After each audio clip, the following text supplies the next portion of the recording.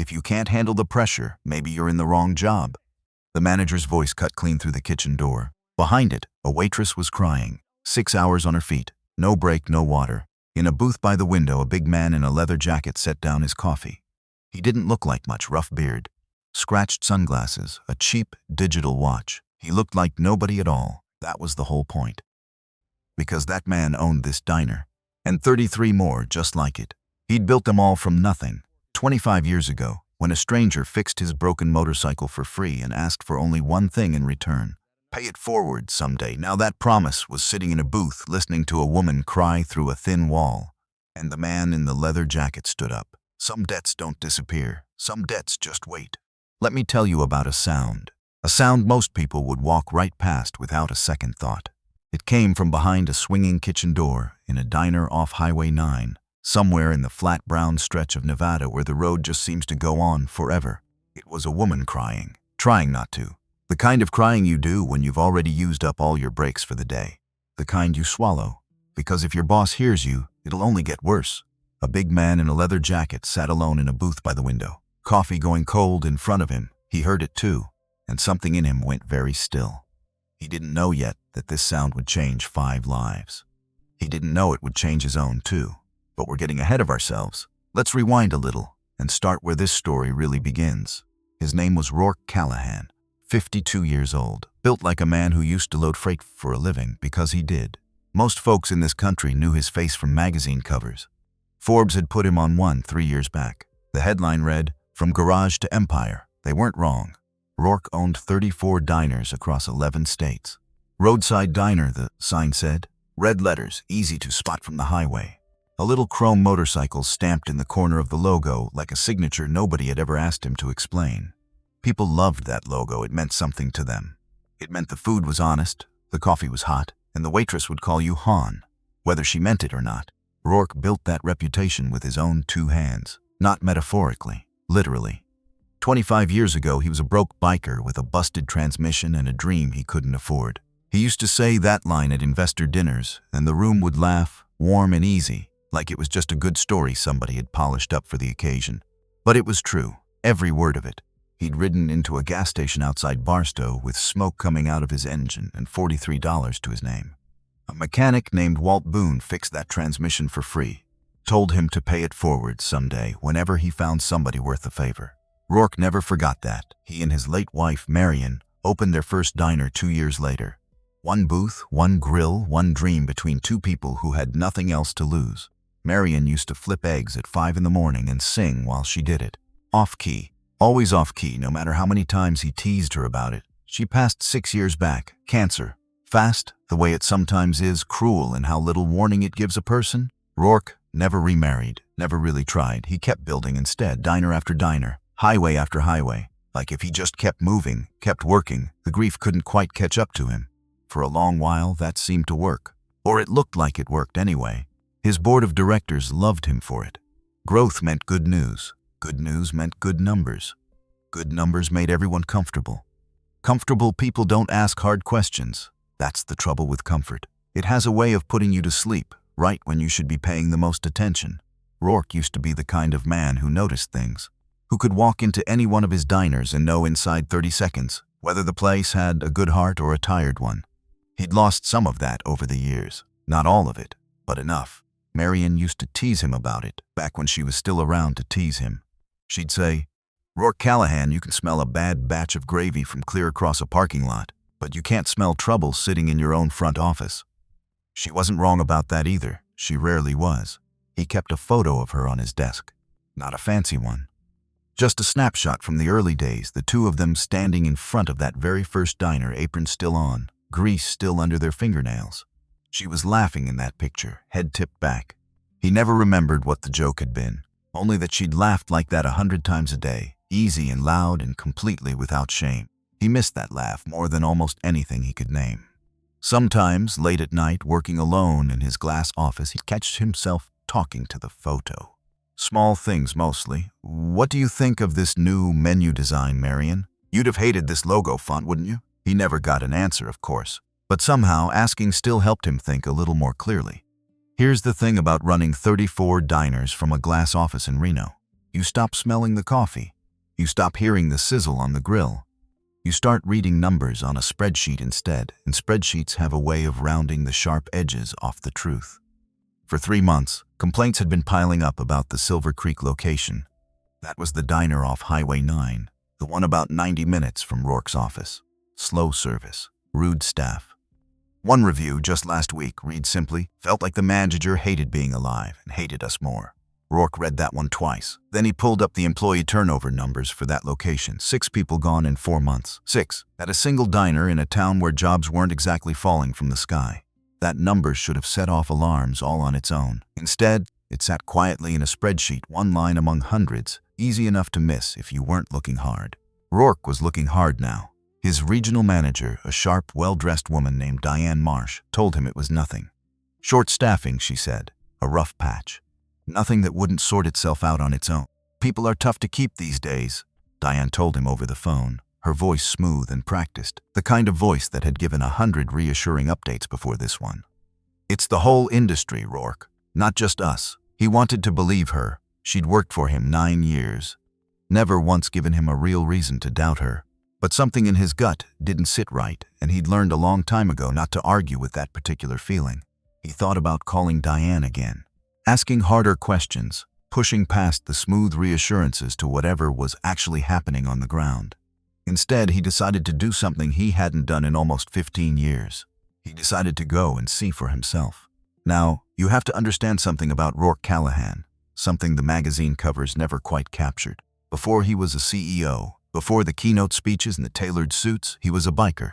Not the weekend kind, out for a Sunday cruise with fresh leather and a phone full of maps.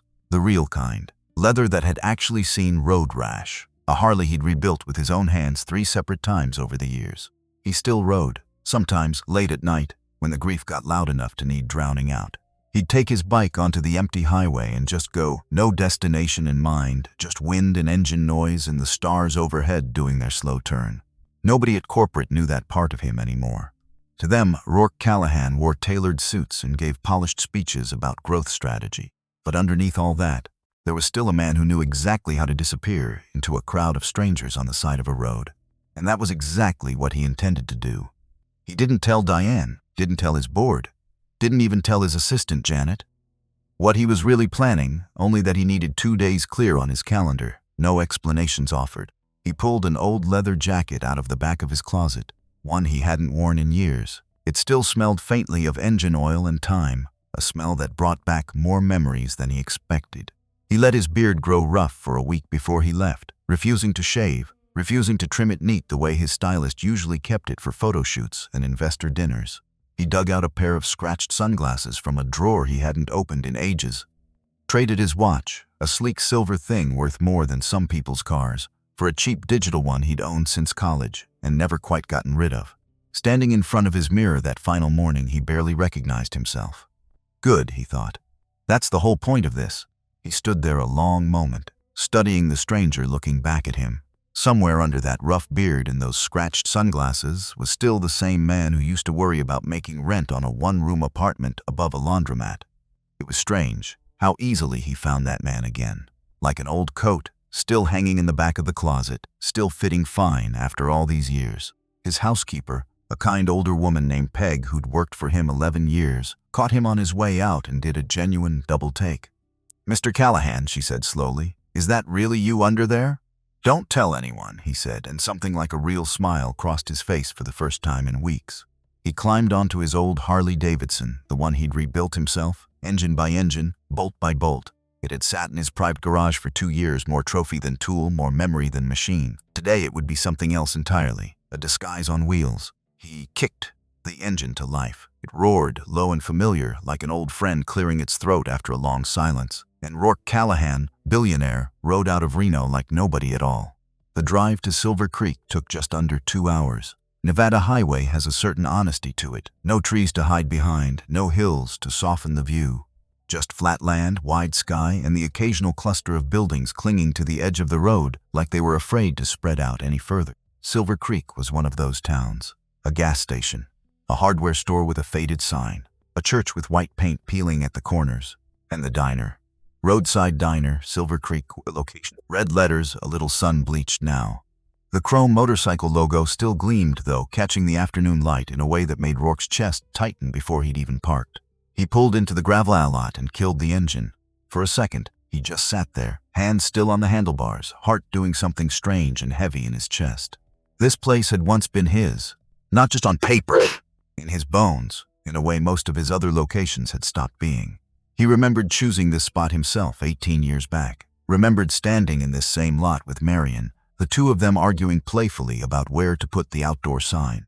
She'd wanted it closer to the road, said people needed to see it from far away, needed time to decide to pull in. He'd wanted it closer to the door.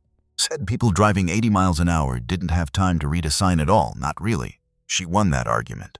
She usually did, one way or another. The sign still stood exactly where she'd chosen.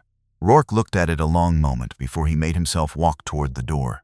He thought about the day they opened, a Tuesday, of all things. Marion had insisted on a Tuesday, said Fridays came loaded with too much expectation for a first day. They'd fed 42 customers that first day. Rourke remembered the number exactly, because he'd written it on a napkin and carried that napkin in his wallet for years afterward, until it finally fell apart from being folded and unfolded so many times. 42 people, trusting two strangers with nothing but a griddle and a dream to make them something worth eating. Now this same building fed a few hundred people a day. Numbers that would have made young Rourke and young Marion weep with disbelief. Back when 42 felt like a triumph worth celebrating. But numbers, he was starting to understand all over again, could hide just as much as they revealed. He glanced once more at the parking lot, noticed the cracks running through the asphalt, the faded lines nobody had repainted in a long while. Small things, the kind of small things that pile up slowly, until one day you look around and realize nobody's been taking real care of the place at all. He made himself walk toward the door. Inside, the place buzzed with the ordinary noise of lunchtime. Forks against plates, ice clinking in glasses, a radio somewhere playing an old country song, turned down low enough that it was more feeling than melody. The dining room looked clean, tidy even, but tired. The booths were a little more worn than Rourke remembered.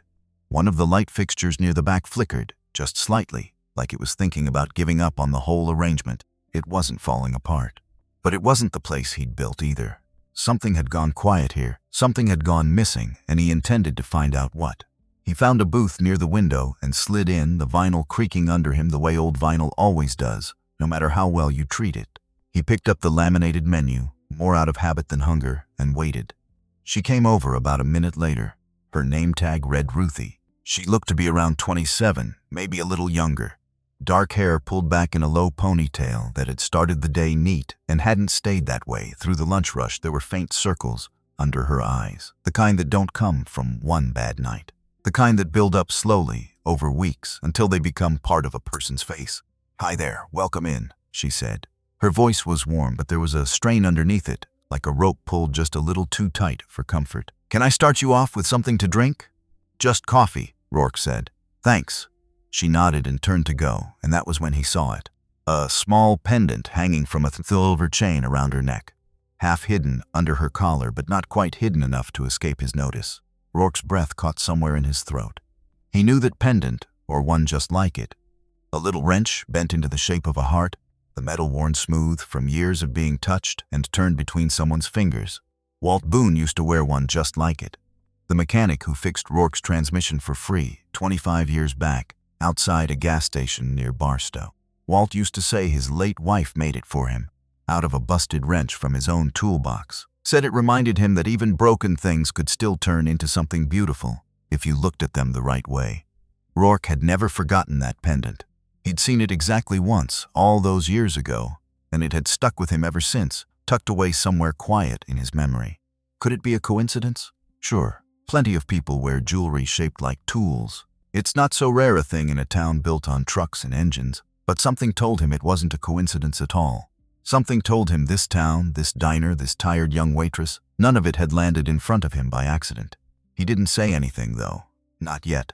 His mind slipped backward, the way minds do when something unexpected knocks a door open they thought had closed for good. 25 years ago, Rourke had been a different man entirely. 27 years old, broke, riding a motorcycle held together with hope and duct tape more than any actual mechanical soundness. He'd been headed nowhere in particular that day. Just riding, the way young men do when they don't yet know what they're running from or racing toward.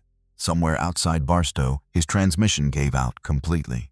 Just quit on him, right there on the shoulder of the highway. Smoke curling up from under the seat like the bike itself had given up on him too. He pushed it nearly 2 miles to the nearest gas station, sweat soaking clean through his shirt, $43 in his pocket, and no clear idea what any of it would cost to fix. A man came out from the garage bay wiping his hands on a rag. Older, maybe 50, with kind eyes set deep in a weathered face and forearms like braided rope from decades of honest, patient work. "That don't sound good," the man said, nodding at the bike. "Transmission, I think," Rourke admitted. "I've got $43. I don't even know if that covers looking at it." The man studied him a long moment. Not unkindly, just studying, the way people do when they're quietly deciding something important about a stranger. "Name's Walt," he finally said. "Walt Boone. Push it on in here. Let's take a look at what we're working with." It took Walt the better part of 4 hours to rebuild that transmission from the inside out. Rourke sat on an overturned bucket the whole while, watching, offering to help where he could, mostly just handing over tools whenever Walt asked for them. They talked, the way strangers sometimes do when there's nothing else around to fill the silence. Rourke told him about his dream of opening a diner someday, some small place with honest food, a spot where tired travelers could feel like somebody actually cared whether they made it through the day okay. Walt listened to the whole thing without a hint of the polite boredom most people offer up to another man's daydreams. When the bike finally roared back to life, clean and steady, Rourke reached for his wallet. Walt waved him off before he could even get it open. "Keep your money," Walt said. "You're gonna need it more than I do. Trust me on that." "I can't just take this for free," Rourke argued. "Let me at least pay you something for your time." "You want to pay me back?" Walt interrupted, wiping grease from his hands one more time. "Fine. Here's how you pay me back. Someday, when you've got something worth giving, and somebody in front of you needs it, you give it to them. No strings, just because you can." Rourke had never forgotten those words. Pay it forward. It became something close to scripture for him over the years, the foundation stone underneath everything he'd later go on to build. He'd looked for Walt a few times since then, once his diners started turning a real profit, wanting to make good on the debt properly. But the trail always went cold. The gas station outside Barstow had closed years back, sold off, torn down for a strip mall like so many other small places along that stretch of road. Walt Boone seemed to have vanished into the wide-open country, the way certain good men sometimes do. Rourke had eventually assumed he'd simply lost the thread for good. One more debt he'd carry the rest of his life without ever settling it properly. Now, standing in a diner off Highway 9, staring at a small silver pendant shaped like a heart out of a broken wrench, that old debt didn't feel lost anymore. It felt like it had just found him instead, right when he'd stopped expecting it to. He watched her walk away, weaving between tables with the kind of practiced efficiency that only comes from doing something exhausting for far too long. Ruthie came back a few minutes later with his coffee, and Rourke ordered a burger and fries, keeping his voice easy, unremarkable. Just another trucker passing through, nothing more worth noticing. As she scribbled the order down, a voice boomed from the kitchen. "Ruthie, what's taking so long back here? You're falling behind again." The voice belonged to a man who stepped halfway through the kitchen door a moment later. Stocky, mid-40s, a stained apron pulled tight across his stomach. He hadn't bothered introducing himself when Rourke walked in, hadn't so much as glanced his way the whole time. Ruthie flinched just slightly, a small tightening around her shoulders, gone almost as fast as it appeared. "Coming right up," she called back, her voice cracking on the last word before she caught it. She hurried off toward the kitchen without another look back. Rourke sat very still, coffee cup halfway to his mouth, forgotten entirely. He had built this company on one simple rule. You do not speak to your people like that. Not ever, and certainly not in front of customers, though honestly, not when you're alone with them either. Somebody at Silver Creek had broken that rule here. Broken it enough times that Ruthie's shoulders already knew exactly how to brace for it before the words even landed. He set the coffee cup down and decided to keep watching a while longer. A few minutes later, a young man came out from the kitchen carrying a tray of clean glasses, stacking them behind the counter with quiet efficiency. Lean build, maybe mid-20s, dark hair cut short and practical. He moved with a steadiness that stood out sharply against the tension buzzing through the rest of the room. He caught Ruthie's eye as she passed him and gave her a small nod, the kind that says, "I see you," without needing any words attached to it at all. Ruthie's shoulders eased, just a little, just for a second. Rourke noticed that too and filed it away alongside everything else he'd already started collecting in his mind. Not everyone in this kitchen had gone hard and cold.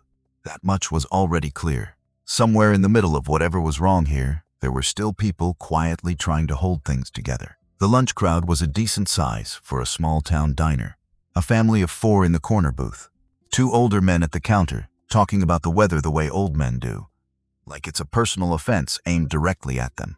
A trucker by himself near the door, eating fast the way people eat when the road is calling them back before their coffee's even cooled. Rourke let the ordinary sounds of the room wash over him, and he listened carefully. Behind him, the family was talking, not quiet enough to hide it from anyone paying attention. "We've been waiting almost 20 minutes, a woman muttered to her husband. "For a burger. 20 whole minutes." "Maybe they're short-staffed," the husband offered, more patient than his wife. "They're always short-staffed," she said. "Every single time we come here." At the counter, one of the old men leaned toward the other, lowering his voice only slightly. "You hear how that manager talks to the new girl? Like she's a dog that won't sit." "Heard it plenty," the other one said. "Feel bad for her. She's a good kid. Works hard." A few stools down, an elderly woman sat by herself, a paperback novel open beside her plate, reading glasses perched low on her nose. She caught Rourke's eye by accident and offered a small, friendly nod, the kind strangers give each other in small towns without needing much of a reason. "First time here?" she asked. "Something like that," Rourke said.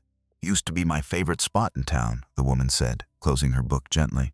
"My husband and I came here every Sunday after church, must be 15 years running before he passed. Waitress back then, a woman named Colleen, she knew our order before we ever sat down." "What happened to her?" Rourke asked, keeping his voice easy. "Retired, few years back.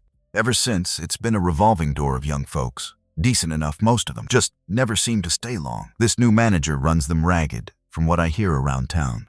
She shook her head slowly. "That girl, Ruthie, she's the best one they've had in a while, kind. Remembers how I like my tea. But I worry about her some. She looks thinner every time I come in." Rourke felt that observation settle into him like a stone dropped into still water.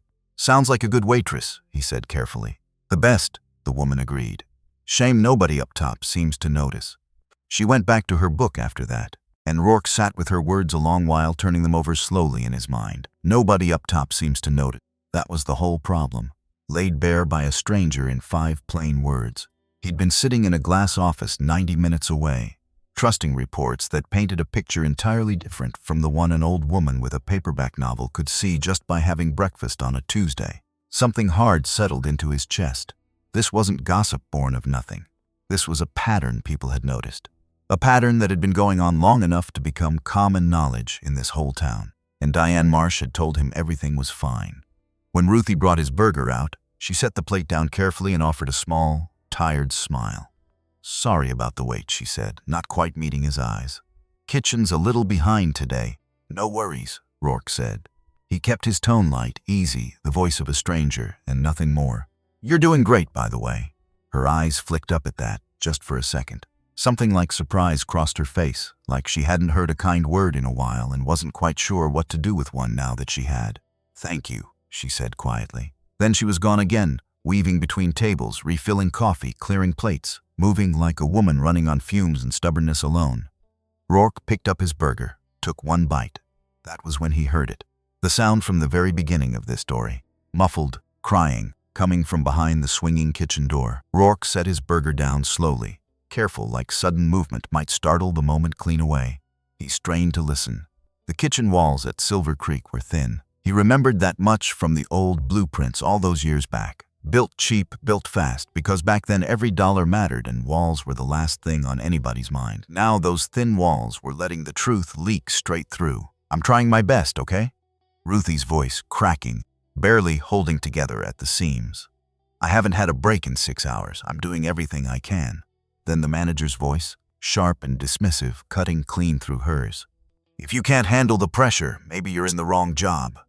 We don't have time for excuses around here." Something in Rourke's stomach turned over, slow and heavy, like a stone dropping through deep water. He thought about Marion, about the diner they'd built together, one booth and one grill at a time. About every rule they'd written on a napkin back before they could even afford a real business plan. Rule 1. Treat your people like family. Rule 2. If Rule 1 and the bottom line ever fight, Rule 1 wins. Somebody at Silver Creek had thrown both those rules clean out the window, and nobody upstairs had noticed, or cared enough to ask. Rourke slid out of the booth, left his burger half-eaten behind him, walked toward the kitchen door, slow and steady, his boots heavy against the tile floor. He pushed it open. What he saw made his chest tighten in a way he hadn't felt in years. Ruthie stood near the grill, wiping her eyes with the back of her sleeve, hands trembling just slightly. The manager loomed over her, arms crossed, face twisted up with frustration that had clearly been building for hours, maybe longer. Off to the side, the young cook stood at his station, eyes down, clearly uncomfortable, clearly unwilling to step into something that felt bigger than his own place in the kitchen. "Is there a problem here?" Rourke asked. His voice was calm, but there was no missing the weight sitting underneath it. The manager spun around, startled by the interruption. No, just a little miscommunication," he said quickly, too quickly. Ruthie shook her head, tears still sitting in her eyes. "I'm sorry," she whispered, though it wasn't entirely clear who she was apologizing to. Rourke looked at her, then back at the manager. He didn't say who he really was, not yet. That wasn't the plan, and even now, some part of him wanted to see a little more before he tipped his hand completely. "She looks like she needs a break," Rourke said instead.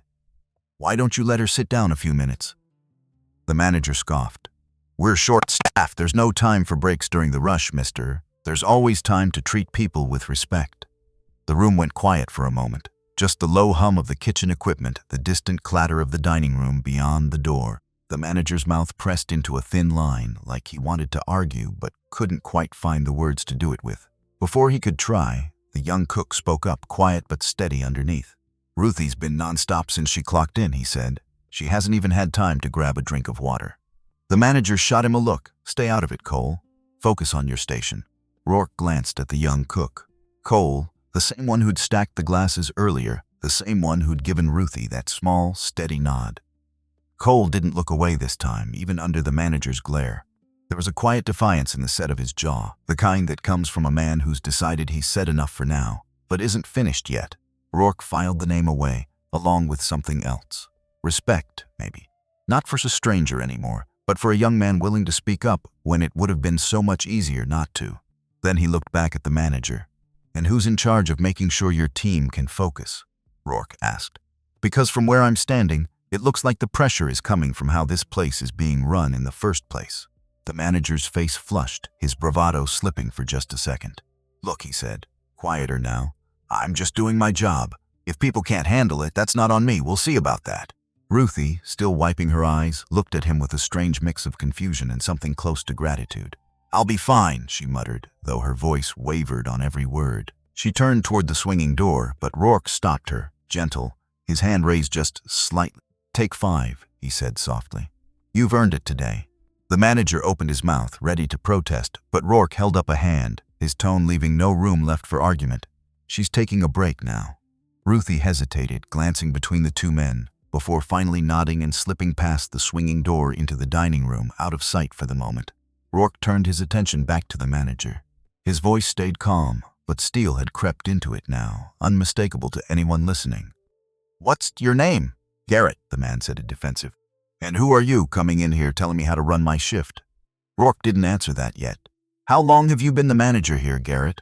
Garrett folded his arms. "About 2 years, and I've kept this place running just fine.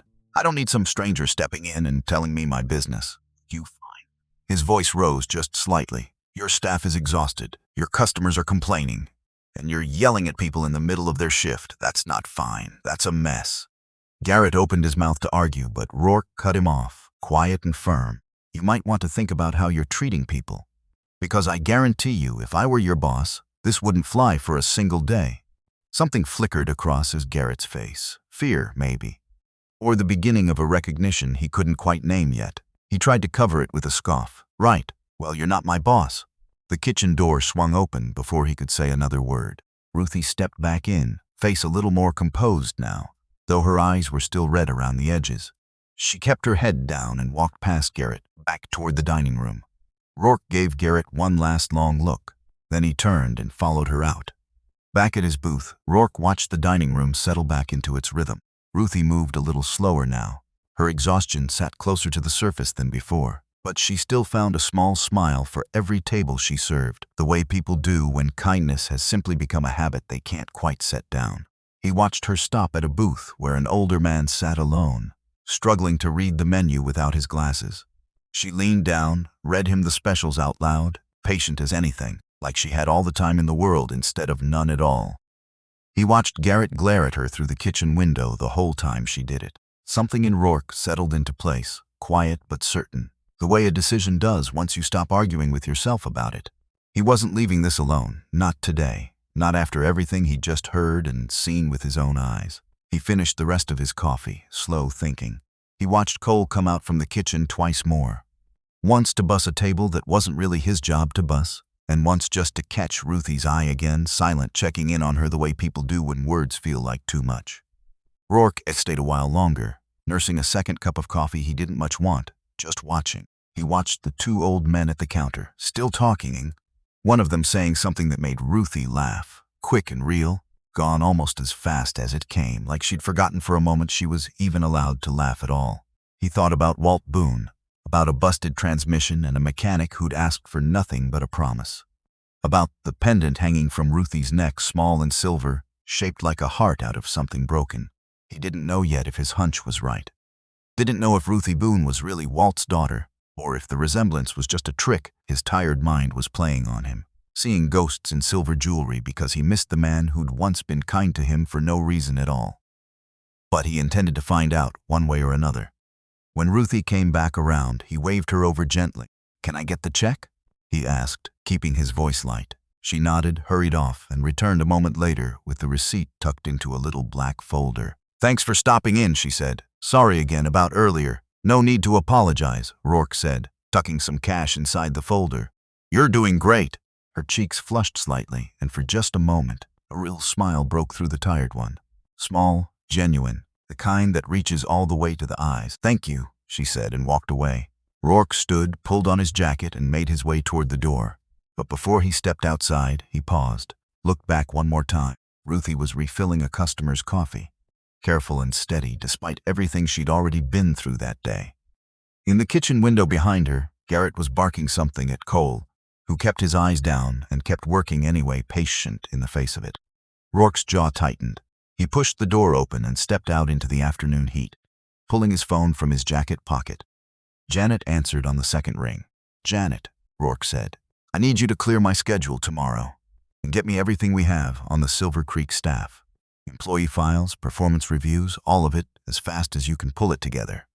"Got it," Janet said, without missing a beat, the way good assistants always do after enough years together. "Anything else?" Rourke glanced back at the diner one more time, at the faded red sign, at the little chrome motorcycle logo catching what was left of the daylight, at Marion's sign, still standing exactly where she'd chosen to put it all those years ago. "Yeah," he said finally, "get me everything on Diane Marsh, too. I want to know exactly what she's been reporting and how it lines up with what's actually happening down here on the ground." He hung up and stood there a moment longer, the wind picking up dust off the gravel lot around his boots. Something about that pendant kept turning over in his mind, refusing to settle. That small silver wrench, bent into the shape of a heart. He couldn't shake the feeling that this town, this diner, this exhausted young woman, all of it was tangled up with a debt he'd never quite finished paying off. A debt to a mechanic named Walt Boone, who fixed a stranger's transmission for free 25 years back and asked for nothing in return but a promise. Pay it forward someday. Rourke had built an empire on that promise, and somewhere along the way, at this one location at least, he had let it slip clean through his fingers without noticing. He climbed onto his bike, the old leather seat creaking familiar beneath him, worn into the exact shape of his own body over the years. Tomorrow, he told himself, he wasn't just going to watch anymore. All of it, whatever it cost him to learn, and he had a feeling the truth ran a lot deeper than one bad manager having one bad day. He kicked the engine to life and rode back out onto the highway, the diner shrinking small in his mirror, the sun sliding low and orange across the flat Nevada land. Somewhere behind him, Ruthie Boone was finishing her shift, unaware that the stranger in the leather jacket knew her father's name, unaware that he'd spend the whole ride home thinking about a busted transmission and a promise made outside a gas station a quarter-century ago. The road home stretched long and quiet in front of him. No traffic to speak of, Just the hum of his engine and the sky slowly turning purple at the edges, the way it always did out here, without any hurry at all. Rourke thought about all the things he'd say to Marion, if she were still here to hear them. About how strange it was, finding a piece of the past, sitting inside a young woman's diner uniform. About how ashamed he felt, realizing how far he'd drifted from the front lines of his own company. He thought about Garrett too, and tried to hold on to some fairness in his judgment, the way Marion always would have. Every bully has a reason, she used to say, even if the reason doesn't excuse the behavior. Find out the reason before you decide what to do about the man. He didn't know Garrett's reason yet, but he intended to find that out too, whatever it turned out to be. By the time he reached the outskirts of Reno, the sky had gone fully dark, streetlights flickering on one by one along the highway. Rourke pulled into his garage, cut the engine, and sat there a long moment in the sudden quiet. There was a version of tomorrow where he simply called Diane, told her to fire Garrett over the phone, wired some money down to Silver Creek for new equipment, and let the whole thing quietly sort itself out from a safe distance. That version would be easier, cleaner, the kind of solution a busy CEO makes between meetings without ever getting his hands dirty. But Rourke had learned a long time ago that easy solutions rarely fix the things that actually mattered underneath. Ruthie Boone didn't need a wire transfer. She needed somebody to notice her, somebody to see the 6 hours without a break and the tears swallowed behind a swinging door, and do something about it in person, face to face, the same way Walt Boone had once done something for a broke young man on the side of a highway. Cole didn't need a policy memo either. He needed to know that speaking up actually mattered, that it changed something, instead of just marking him as a target for the next round of Garrett's temper. And Garrett, well, Rourke still didn't know what Garrett needed. Not yet. But he intended to find out, the same patient way Walt Boone had once studied a stranger before deciding exactly what kind of help to offer him. He finally climbed off the bike, hung his helmet on its hook, and headed inside, the house quiet and dark around him the way it always was these days, more empty than it used to feel before Marion was gone. Tomorrow, he thought again, standing in his own kitchen, pouring one last glass of water before bed. Tomorrow, everything changes. Rourke didn't sleep much that night. He lay in the dark, staring at the ceiling of a house that felt too big and too quiet, the way it always did since Marion passed. His mind kept circling back to that pendant. Small. Silver. A wrench bent into the shape of a heart. 25 years is a long time to carry a debt. Long enough that most men would have let it go soft around the edges, forgotten the weight of it entirely. Rourke never had. Some debts don't work that way. Some debts just wait. By sunrise, he'd made a decision. Watching from a booth wasn't going to be enough anymore. If he wanted the truth, the whole truth, he needed to get closer than a customer ever could. He needed to become one of them, even if just for a little while. He called Janet before he'd even finished his coffee. "I need you to do something a little unusual," he told her. "More unusual than yesterday?" Janet asked, and he could hear the smile in her voice, the kind of dry humor that came from working for him a long time.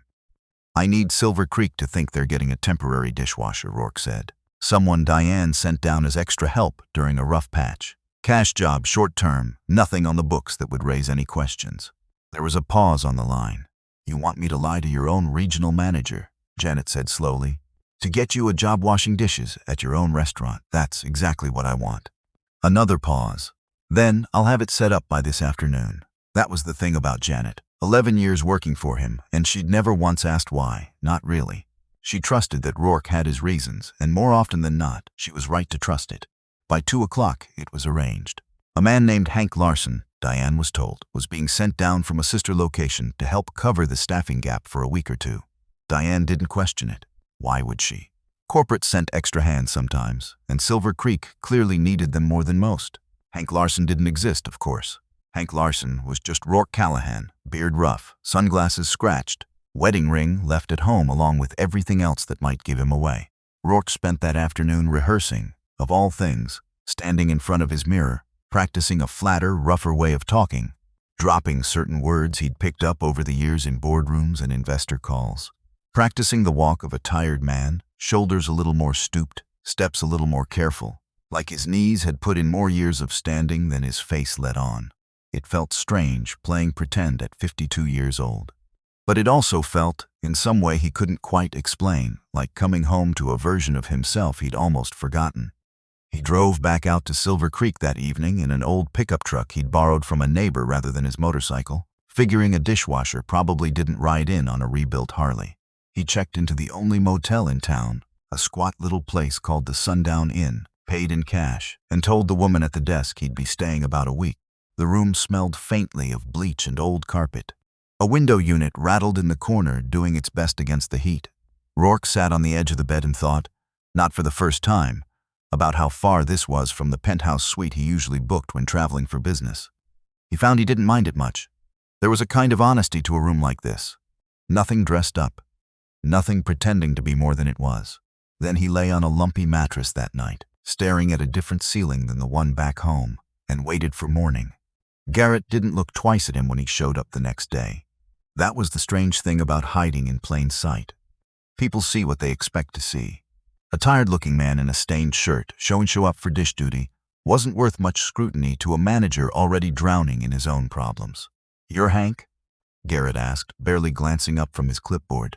"That's me," Rourke said, keeping his voice rougher than usual, flatter, the voice of a man who'd worked nothing special from any of them. "Dish station's in the back. Ruthie'll show you where everything is.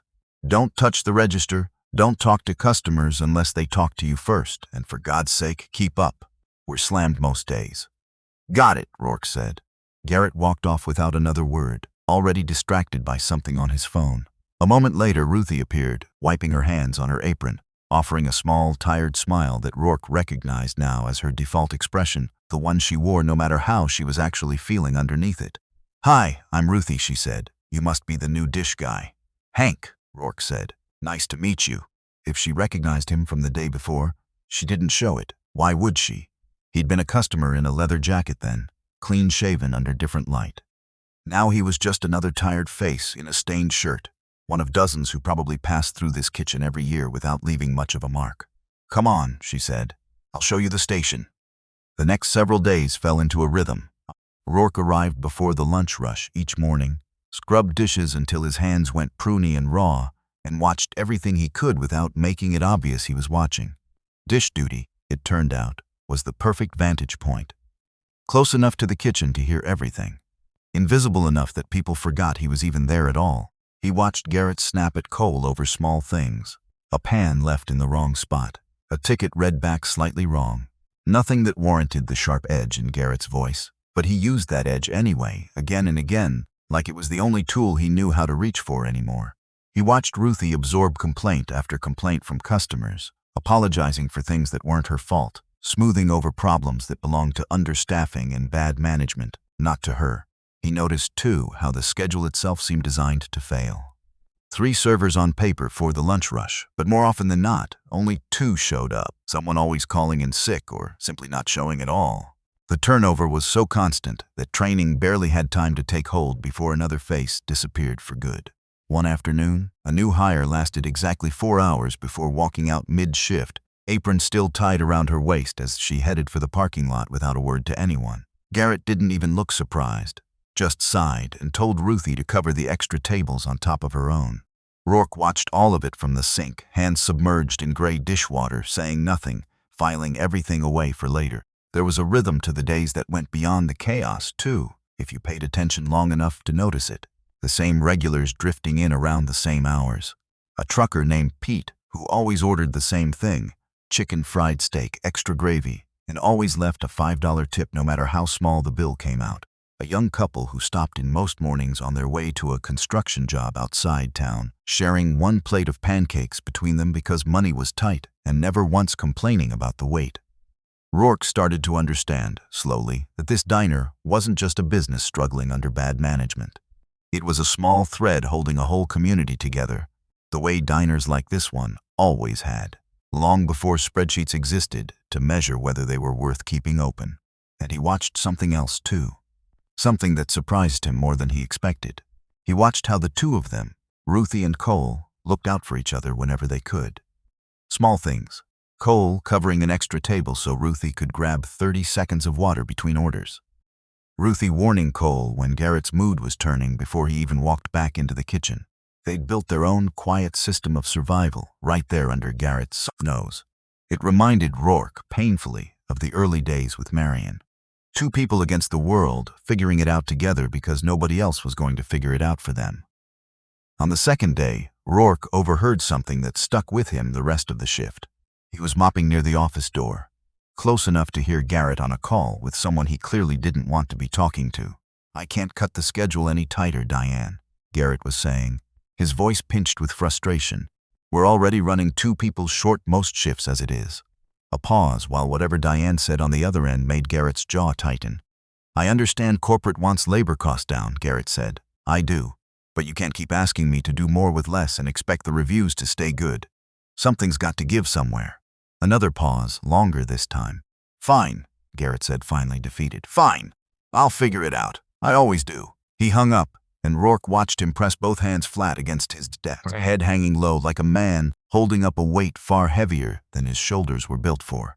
Rourke kept mopping, kept his face blank, but inside, something clicked into place that he couldn't quite unsee afterward. Diane Marsh wasn't just failing to notice the problem at Silver Creek.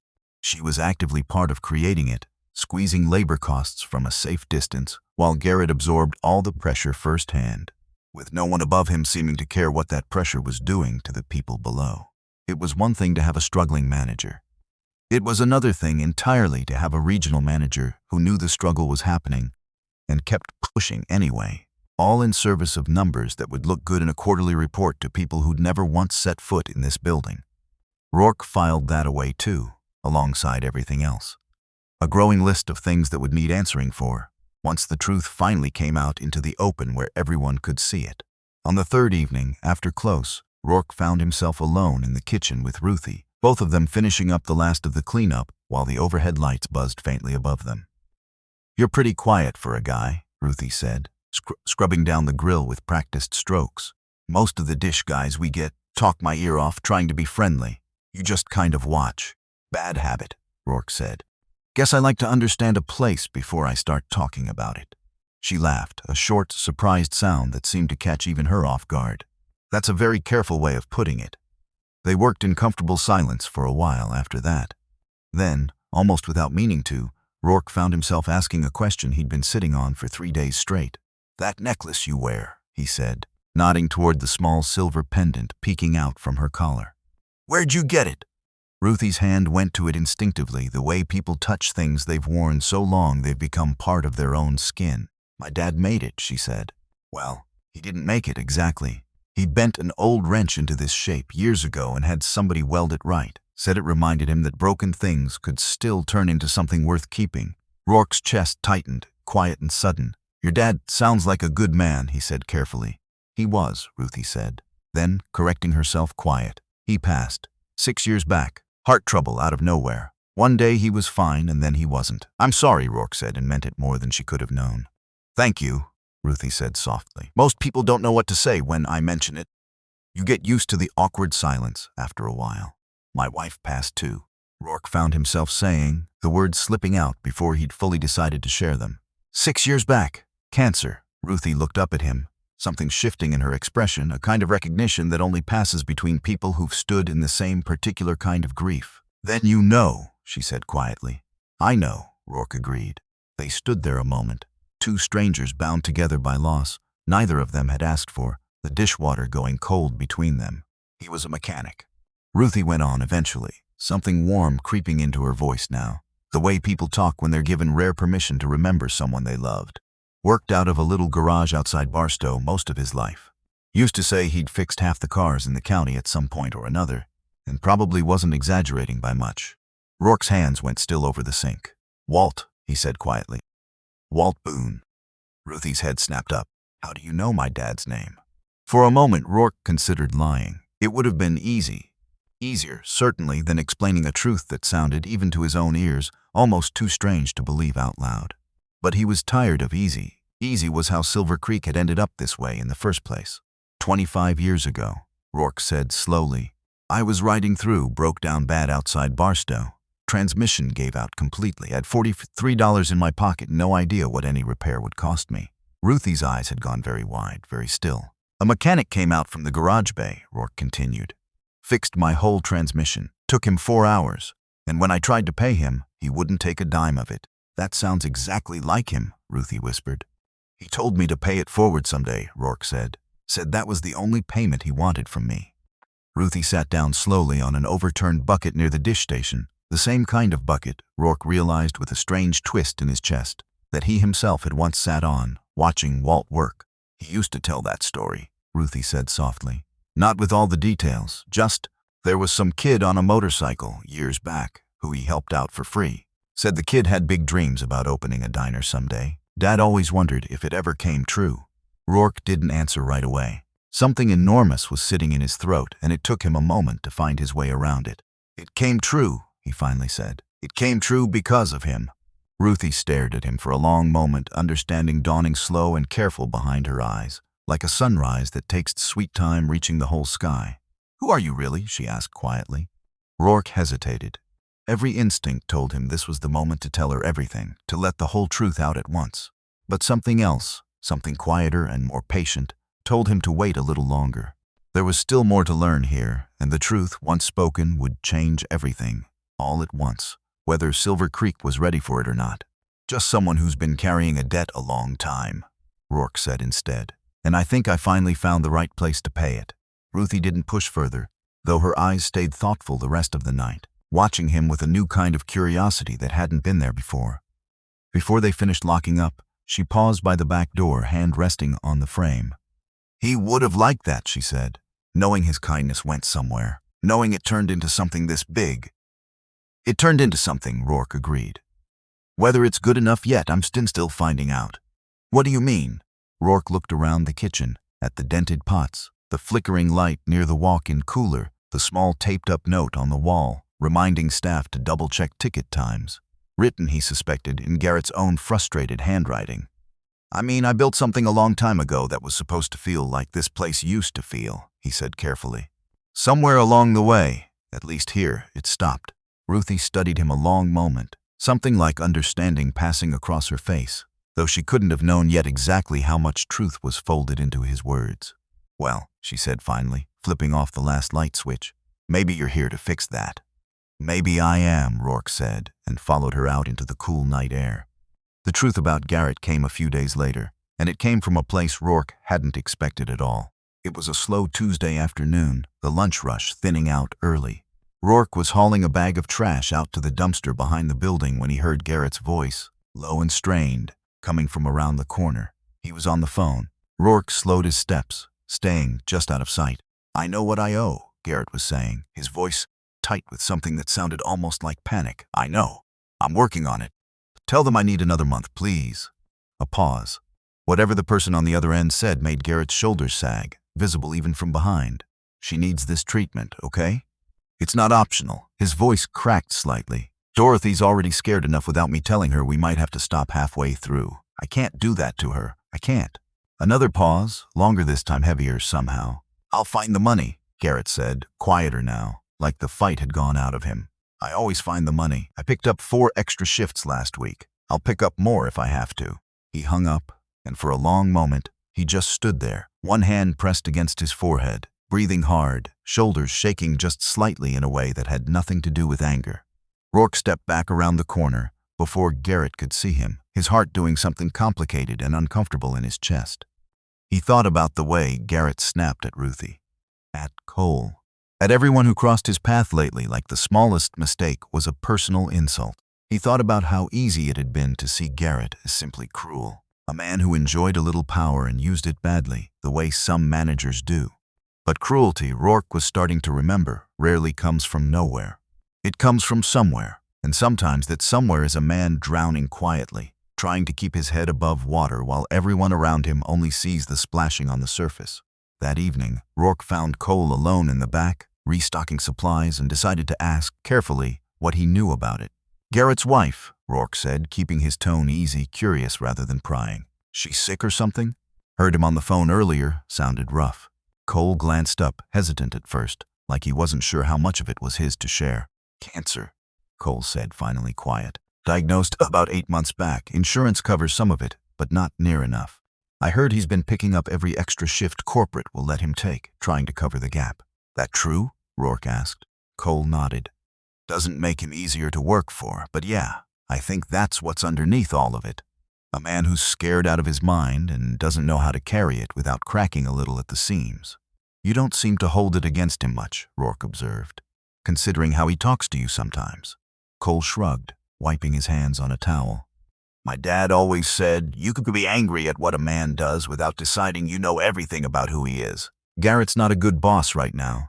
Doesn't mean he's not a good man underneath it, just one who's out of room to be good in at the moment. Rourke thought that was about as wise a thing as he'd heard in a long while, coming from somebody not yet 25. Your dad sounds like he taught you well, Rourke said. He tried, Cole said, something soft crossing his face. Still trying, actually. He's not gone, just retired. Calls me most Sundays to make sure I haven't burned any bridges I shouldn't have.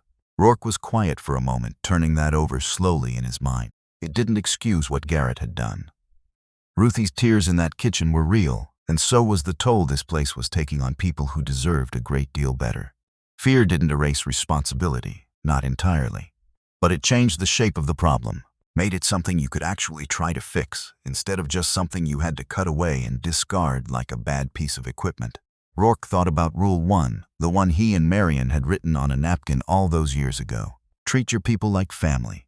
That rule had to apply to Garrett too, somehow. Even now, even here in this exhausted, imperfect place.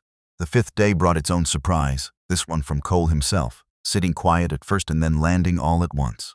They were working side by side that afternoon, Cole prepping vegetables, Rourke scrubbing a mountain of pans, when Cole struck up a conversation, easy and unprompted. You said you used to ride motorcycles, Cole said. Before this. What'd you do before dish duty? Rourke kept his answer vague, the way he'd learned to over the past several days. Little bit of everything. Worked with my hands mostly. My dad was the same way, Cole said. Worked at a garage his whole life. Taught me more about engines than I ever wanted to know, growing up out there. Something in Rourke went very still. What garage was that? He asked, keeping his voice as casual as he could manage. Small place outside Barstow, Cole said. Boone's Auto, it was called back then. My dad worked there for a stretch in his 20s before he moved on to welding work full-time. Said the owner was one of the best men he ever knew in his whole life. Rourke set down the pan he'd been holding, very carefully, like it might shatter if he moved too fast. Walt Boone, he said. Cole blinked, surprised. Yeah, how'd you know that? Small world, Rourke said, which wasn't really an answer, but Cole seemed to accept it anyway.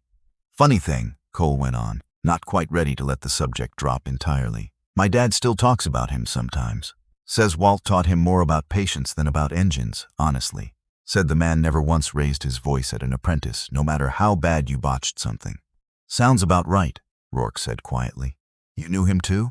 Cole asked, studying Rourke a little closer now, curiosity sharpening in his eyes. Rourke hesitated, weighing how much to say. Crossed paths with him once, a long time ago.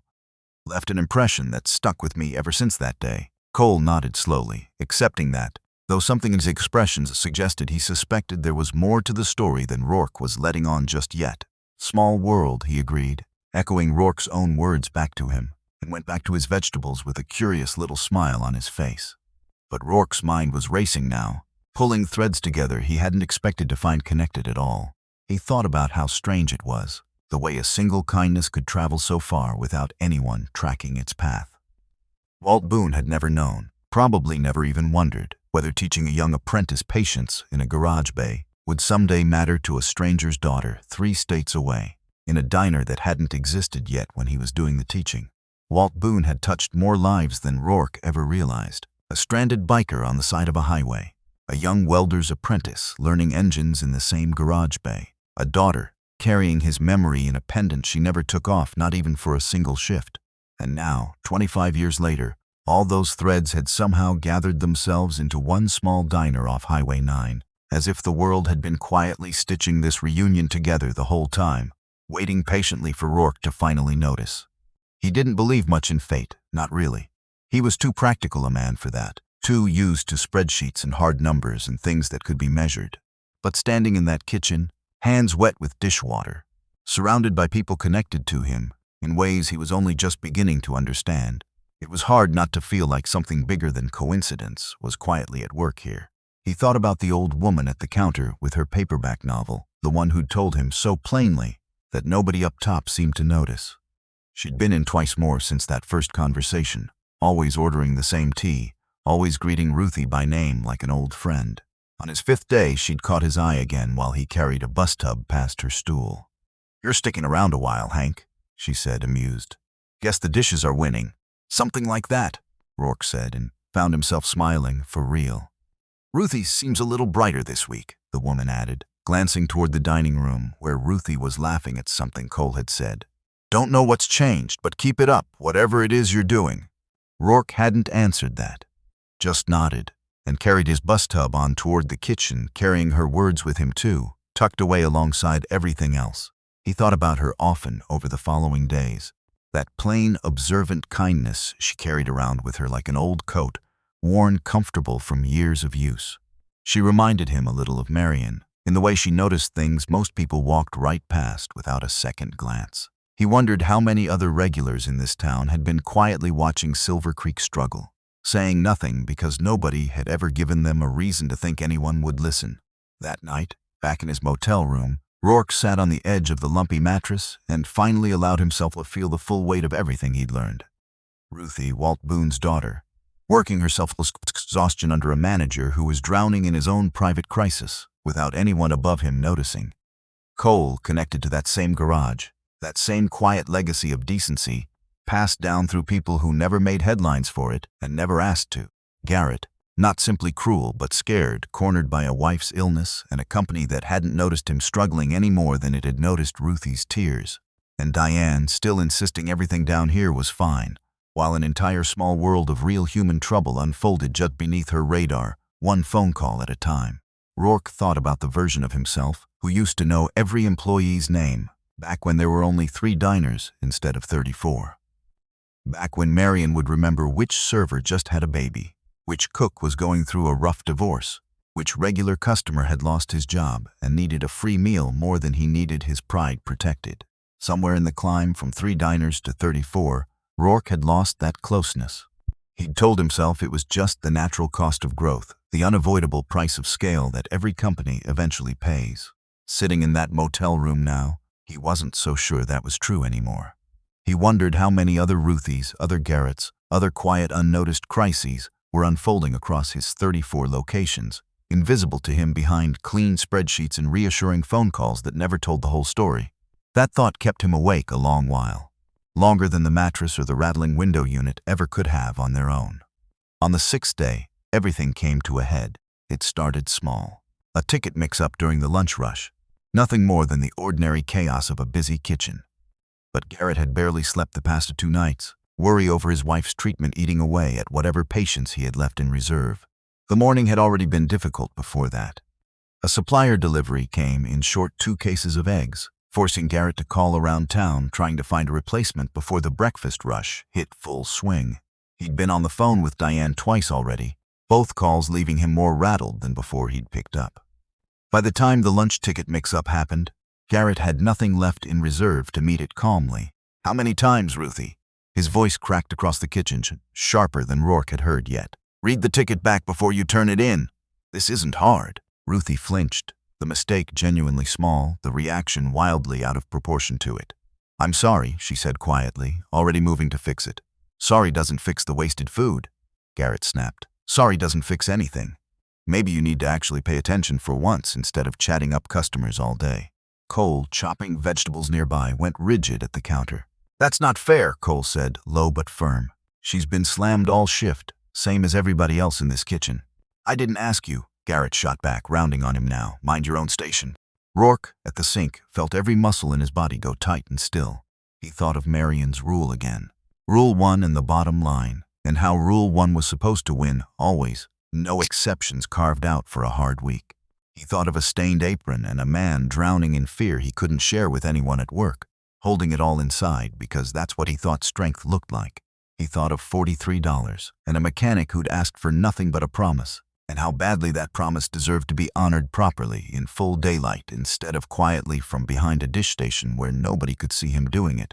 Rourke set down the pan in his hands. "Garrett," he said, his voice carrying clean across the kitchen. A word. Outside.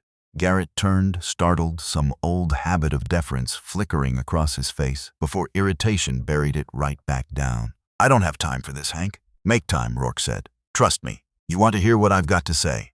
Something in his tone, some weight underneath the words that hadn't been there in Hank Larson's voice before, made Garrett pause. made Ruthie and Cole both go quiet, watching the two of them with a wariness that hadn't been there a moment before. Garrett followed him out through the back door into the harsh afternoon light, arms crossed defensively the moment they stepped outside. "What?" he said flatly. Rourke took a breath. This wasn't quite how he'd planned this moment. Not yet, not this soon. But some moments choose their own timing, whether you're ready for them or not. "I know about your wife," Rourke said quietly. "I know about the treatment costs. I know you're scared and exhausted and trying to hold together something that feels impossible to hold on your own." Garrett's face went through several things at once. Shock, anger, something that looked dangerously close to breaking wide open. "Who told you that?" he demanded. "That's none of your business, none of anyone's business here at work." "You're right," Rourke said. "It's not the business of a dishwasher, but it might be the business of somebody who could actually help you carry it." "What are you talking about?" Garrett's voice wavered, confusion cutting sharp through the anger now. Rourke reached into his back pocket and pulled out his real wallet, the one he'd left hidden away for 6 days, and flipped it open slowly. Garrett stared at the identification inside, stared at the name, stared at the photograph that matched more or less the rough, bearded stranger standing in front of him now. Garrett started and couldn't quite finish the sentence. "Rourke Callahan," Rourke said quietly. "I own this diner, all 34 locations actually, and I've been washing your dishes for 6 days, trying to understand what's really happening here on the ground."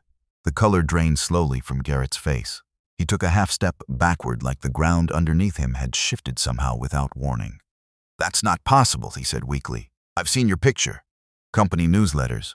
You don't look anything like—" "I grew the beard for a reason," Rourke said. "Same reason I traded my watch for this one."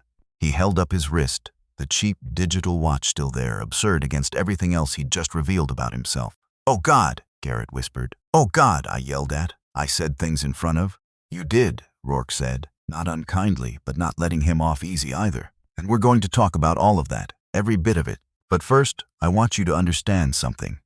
Garrett looked at him, waiting, something fragile and afraid sitting behind his eyes now, stripped of all its usual defenses. "I built this company on the idea that we take care of our people," Rourke said. "That includes Ruthie. That includes Cole. And whether you believe it right now or not, Garrett, that includes you too." Garrett's composure finally cracked all the way open. 6 days, 6 months, maybe years of pressure finally finding a crack wide enough to escape through all at once. "I didn't know what else to do," he said, voice thick with everything he'd been holding back. "The bills kept coming, and corporate kept cutting our staffing hours, and I didn't know how to keep this place running and keep my wife alive at the same time. And I took it out on people who didn't deserve it. I know that. I know. I know you know," Rourke said quietly. "That's why we're talking now, instead of me just walking away and letting it keep going." For a long moment, neither of them said anything more. The wind picked up dust across the gravel lot behind the building, the same wind that had carried Rourke away from this place 6 days earlier, when he was still just a customer with a hunch and half a burger left uneaten on the plate. Everything had changed since then, more than Garrett could possibly know yet. More, honestly, than Rourke himself had expected when he first climbed onto his motorcycle and rode out here with nothing but a rough beard and an old debt weighing on his conscience. "Tomorrow," Rourke said, "I want you, Ruthie, and Cole all here together. There's a lot we need to talk through. About this place. About what happens next for all of us." Garrett nodded slowly, wiping his eyes with the back of his sleeve. An echo of the gesture Rourke had watched Ruthie make in this very kitchen less than a week ago now, though it felt like a different lifetime already. "Okay," Garrett said. "Okay." Rourke turned to head back inside, then paused, looking back at him one more time. "For what it's worth," he said, "the fact that you kept showing up every single day, exhausted and scared and still trying to hold this place together, that says something about you too. Doesn't excuse the yelling, but it says something worth building on." Garrett didn't answer that, not with words. Just nodded again, throat working like there were too many things trying to get out at once and none of them quite fitting through. Rourke walked back inside, past the dish station he'd occupied for 6 quiet days, and found Ruthie and Cole both watching him with careful, curious expressions, sensing that something important had just shifted, even if they didn't yet understand exactly what it was. "Everything okay?" Ruthie asked, carefully glancing between Rourke and the back door where Garrett still stood, gathering himself in the afternoon heat. "It will be," Rourke said. "Can you both stay a few minutes after close tonight? there's something I need to tell you, both of you, together." Ruthie and Cole exchanged a glance, the kind that passes between two people who've learned to read each other well over months of shared exhaustion. "Sure," Cole said slowly. "Everything all right, Hank?" Rourke almost laughed at that. Hank? He'd have to explain that name away soon enough too, along with everything else. "Ask me tonight," he said instead. "I promise it'll make sense once I do." The rest of the shift passed in a strange kind of suspended quiet. Garrett moved through his duties like a man underwater, careful and subdued, none of his usual sharp edges showing through anymore. A few times Rourke caught him glancing over, something unreadable in his expression. Not quite fear, not quite relief. Something in between, the look of a man who doesn't yet know if the ground beneath him is about to give way completely or finally hold steady after all. When the last customer finally left and the doors were locked for the night, the four of them gathered near the counter. The overhead lights dimmed low, the hum of the refrigerator the only sound left in the room. Ruthie and Cole sat together in one booth. Garrett stood off to the side, still not quite meeting anyone's eyes directly. Rourke pulled a chair around to face all three of them at once. "There's something I should have told you both 6 days ago," Rourke said, looking at Ruthie and Cole in turn. "My name isn't Hank." He told them everything then, the real name, the 34 diners, the reason he'd come to Silver Creek in the first place, and the reason he'd stayed disguised for as long as he had. Ruthie's hand drifted to the pendant at her throat as he spoke, like she already sensed where the story was headed before he'd even finished telling it. When he got to the part about Walt Boone, about a busted transmission and $43 and a debt he'd carried for 25 years, her eyes filled with tears, different this time from the ones he'd first heard through a kitchen door. "He'd be so proud," she whispered. "Of both of us, I think, of all this." Cole sat quietly through the whole thing, processing, occasionally glancing at Garrett, who stood frozen against the counter, absorbing a version of events that recontextualized every single day of the past week for him too. "So this whole time," Cole said finally, "you were just watching us, all of us." "I was," Rourke admitted, "because I needed to understand what was really happening here before I could fix it properly. Reports and phone calls weren't telling me the truth. I had to come find it myself with my own two hands." Garrett cleared his throat, voice rough and unsteady. "What happens now?" Rourke looked around the room slowly, at Ruthie, exhausted but hopeful, at Cole, steady and watchful as ever, at Garrett, scared and finally, for the first time in months, being seen honestly by someone with the power to actually help him. "Now," Rourke said, "we figure out how to fix this place properly. Not with a quick apology and a pat on the back, for real. Starting tomorrow, I want the truth laid all the way out on the table. Staffing, budgets. What corporate's been asking of you, Garrett, and why nobody upstairs seemed to notice the real cost of it." He paused, looking at each of them once more, letting the weight of it settle. "This diner is going to change," he said. "I promise you that much. What I need from all three of you is patience while we figure out exactly how." Nobody spoke for a moment. Outside, a truck rumbled past on the highway, headlights sweeping briefly across the darkened windows before disappearing into the night beyond. "Okay," Ruthie said finally, wiping her eyes, something like hope breaking through the exhaustion on her face for the first time in what looked like weeks. "Okay, we can do that." Cole nodded beside her. Garrett, still standing apart from the others, managed a small, uncertain nod of his own, the first honest thing his face had shown all week. Rourke stood, feeling something settle in his chest that hadn't been there in years. Not quite peace, not yet, but the beginning of something close to it, something he intended to keep building. Tomorrow, he thought, tomorrow the real work would start. Not the easy kind, the kind that fits neatly into a quarterly report. The slow kind, the kind that takes patience and honesty, and a willingness to stay in the room even when the conversation gets uncomfortable. He locked the door behind them, the four of them stepping out together into the cool night air, the parking lot quiet under a sky full of more stars than the city ever let him see anymore. Morning came slow over Silver Creek, gray light easing across the gravel lot outside the diner, the kind of quiet that settles in right before something important is about to happen to everyone involved. Rourke hadn't slept much again. But this time, it wasn't grief keeping him awake. It was purpose, clean and sharp, the kind he hadn't felt in longer than he wanted to admit. He drove out to the diner before opening, his real truck this time. No need for the borrowed pickup anymore. No need for Hank Larson either. That man had done his job well. Now it was time for Rourke Callahan to finish what he'd started 6 days earlier. Ruthie and Cole were already there when he arrived, standing near the front door, waiting the way people wait when they don't quite know what's coming, but sense it's something big and irreversible.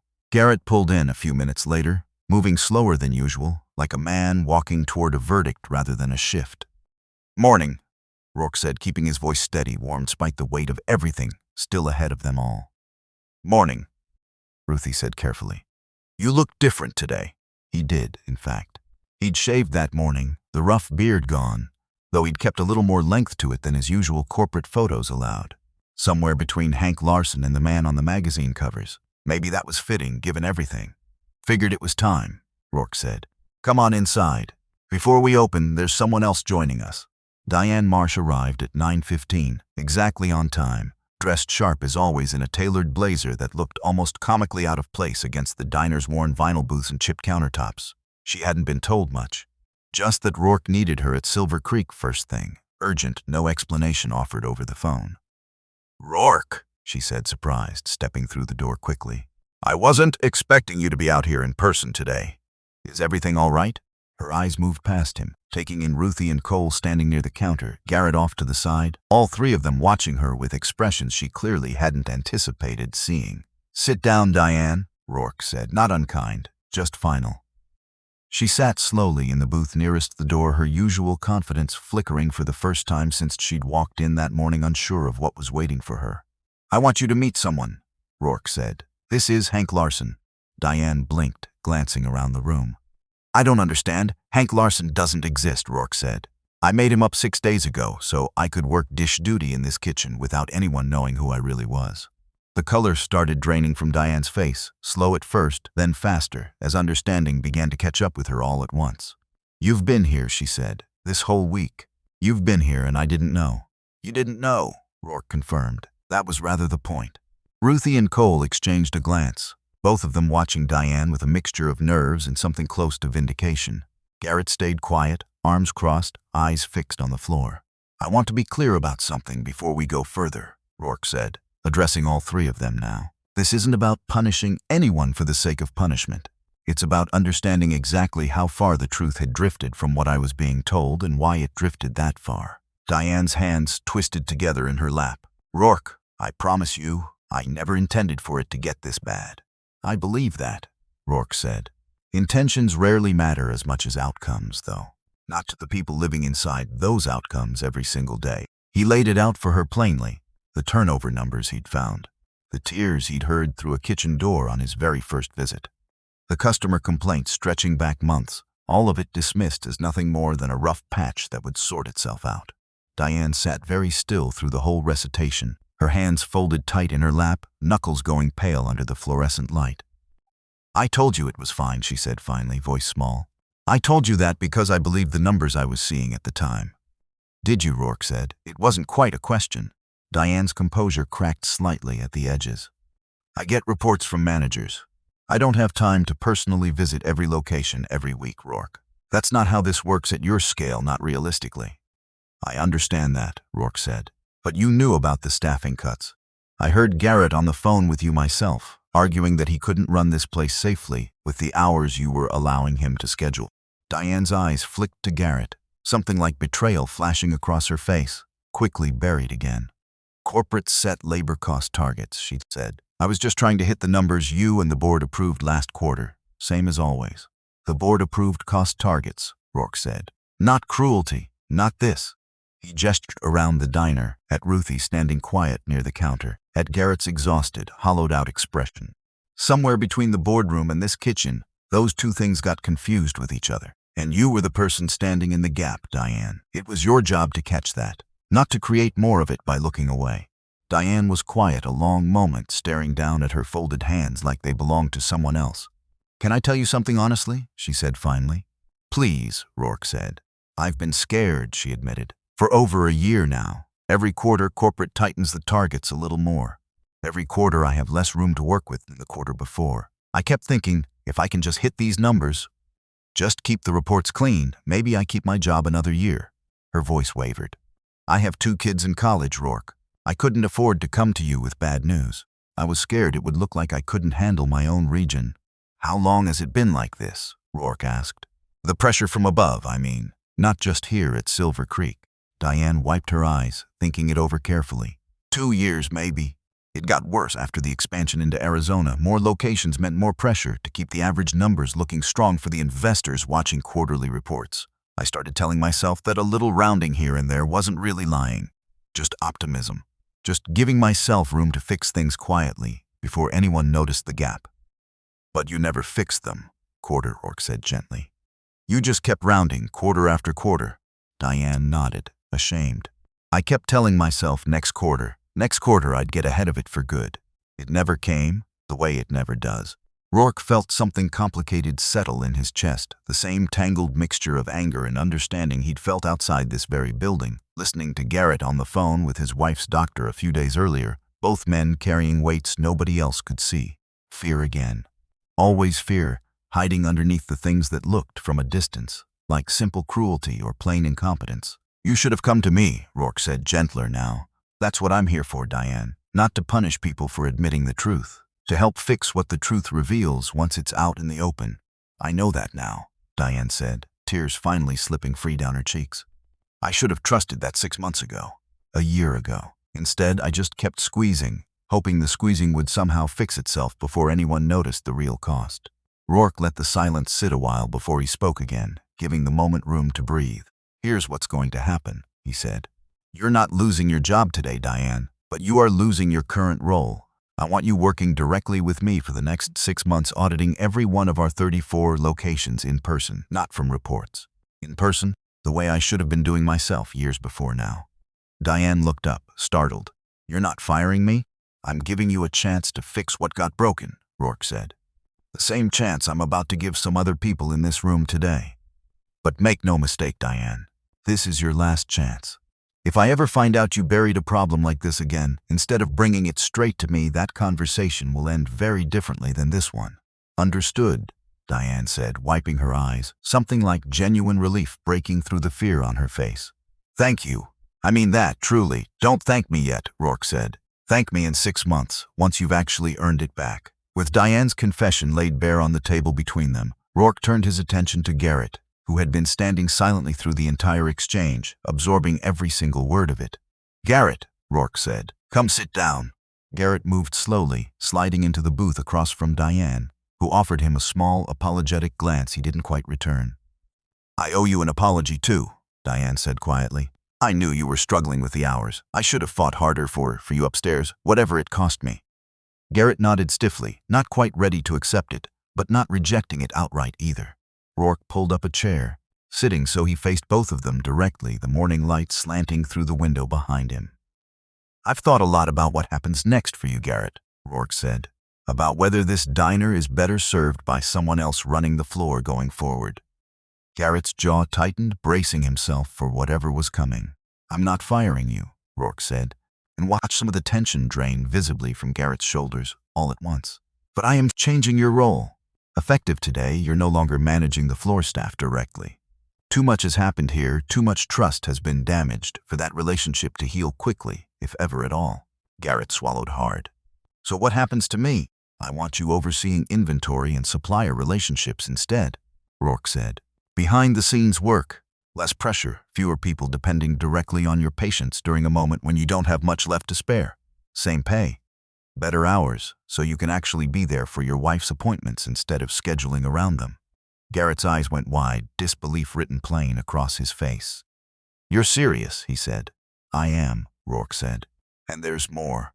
Our company benefits package includes a supplemental medical fund, one most employees don't even know exists because it's rarely needed at this level of severity. I'm authorizing full coverage for the remainder of your wife's treatment, whatever insurance doesn't already handle.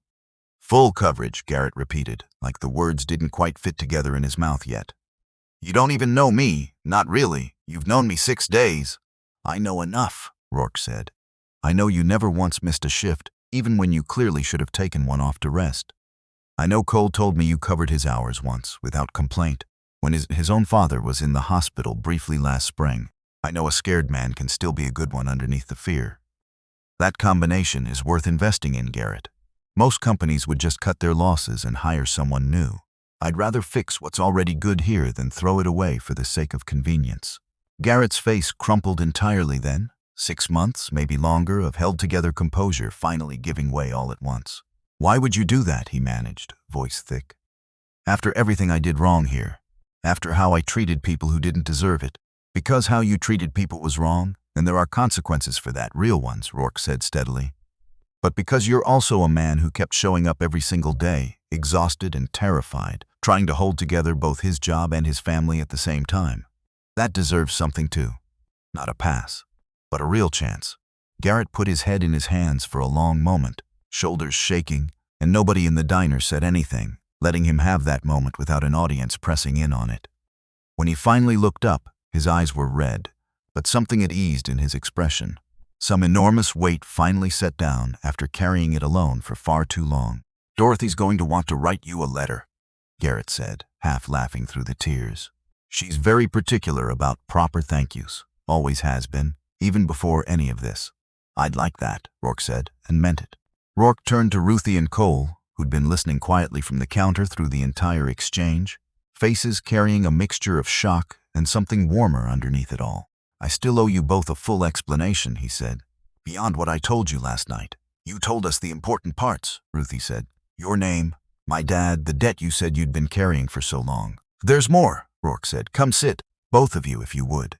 They gathered in the same booth near the back where Rourke had first sat, 6 days earlier, a stranger in a leather jacket ordering coffee and a burger he never finished eating.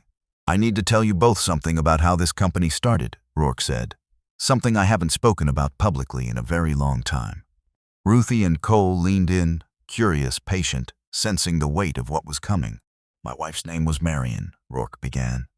We opened our very first diner together, 23 years ago, a little place not so different from this one. One booth, one grill, everything we owned poured into a dream neither of us could really afford at the time. He told them about the early years. About Marion flipping eggs at 5 in the morning, singing off key, never once complaining about the long hours or the thin profit margins that kept them up some nights doing the math twice.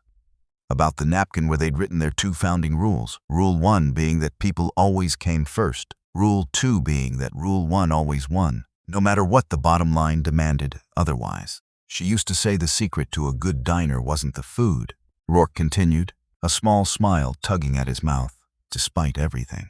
It was making people feel like somebody was glad they walked through the door. She could remember a customer's order after seeing them exactly once.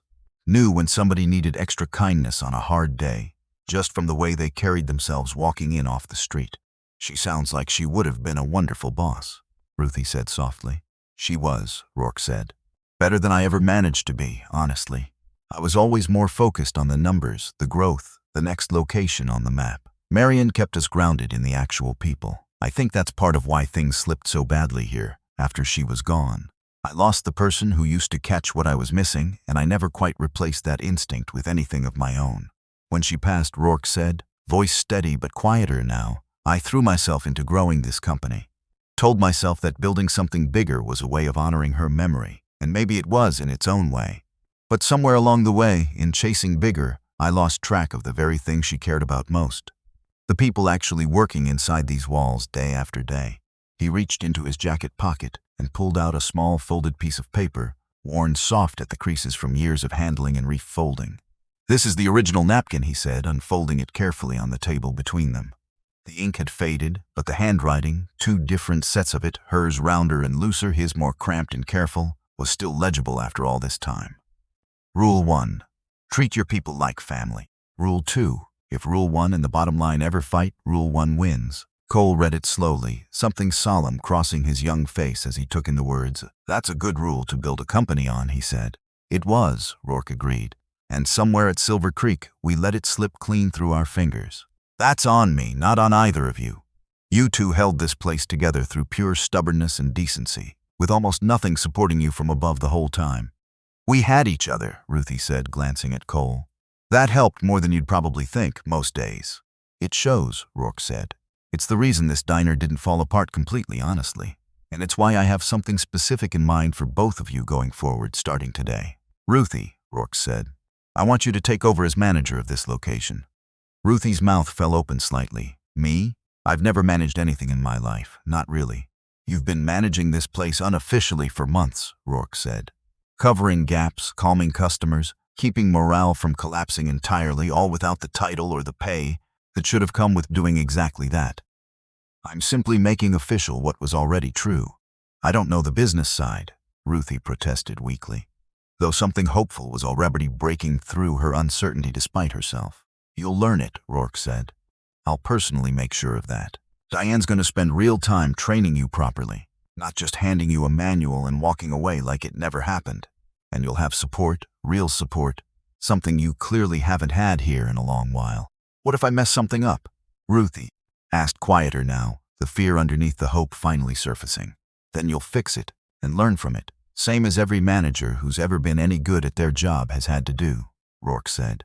Nobody expects perfection, Ruthie. I certainly don't. I expect the same thing you've already shown me for months, that you care enough to try and try again when the first attempt doesn't quite work. Ruthie looked down at the napkins still sitting on the table between them, at those two simple rules written in fading ink 23 years ago by two people who had nothing but hope. I think I can do that, she said quietly. I think my dad would like that too, knowing it worked out this way. I think he would, Rourke agreed. He turned to Cole next, who'd been watching the whole exchange with quiet attention. And you, Rourke said. I want you as assistant manager working alongside Ruthie. Full raise, more consistent hours, and I'll be sending you through management training over the next few months. Formal courses, not just learning on the fly whenever a crisis hits. Cole blinked, clearly stunned by the offer. I've only been here 5 months. 5 months. And you were the only person in this kitchen willing to speak up when something was wrong, Rourke said. That's not nothing, Cole. That's exactly the kind of instinct good managers are built from, whether they realize it yet or not. I don't know what to say, Cole admitted, a slow smile spreading across his face despite himself, the kind of smile that takes a moment to fully arrive. Say yes, Rourke suggested. And Cole laughed, the tension of the past hour finally breaking loose into something lighter and easier for everyone in the room. Yes, Cole said. Absolutely, yes, thank you. Over the following weeks, Silver Creek began to change in ways that showed up first in small details, and then gradually in much larger ones.